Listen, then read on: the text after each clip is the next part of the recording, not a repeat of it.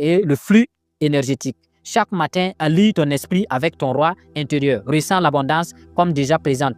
Je suis plein d'énergie et j'en partage aujourd'hui. L'action sacrée, c'est choisir une action concrète par jour qui manifeste ton royaume dans le monde réel. C'est la multiplication consciente. Dès que tu crées valeur pour toi, tu crées une valeur pour toi, cherche à la partager pour multiplier ton impact.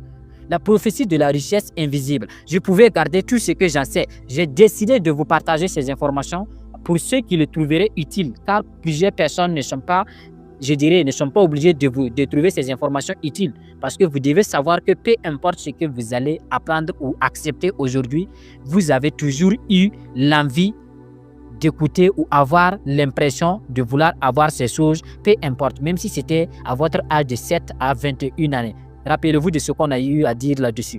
Donc, c'est une programmation subconsciente. Si tu appliques ces principes, tu deviendras riche selon les lois cosmiques, pas seulement les règles imposées par le système. Ton royaume ne dépendra jamais d'un patron, d'une banque ou d'une législation. Il dépendra uniquement de toi, de ton roi intérieur et de ton alignement avec l'univers. Donc, tu as détruit l'esclavage en toi. Tu as franchi les portes de la renaissance. Tu as activé ton roi intérieur. Tu as appris l'autogouvernance. Tu as transformé ton don en dynastie. Tu as créé une richesse et abondance hors du système. Mais il existe un dernier secret que je dirais, pour moi, c'est que peu de rois connaissent. La maîtrise des énergies invisibles et la protection de ton royaume contre les forces qui cherchent à te détruire. La 7e partie t'enseigne comment devenir invisible dans le visible, dans l'invisible.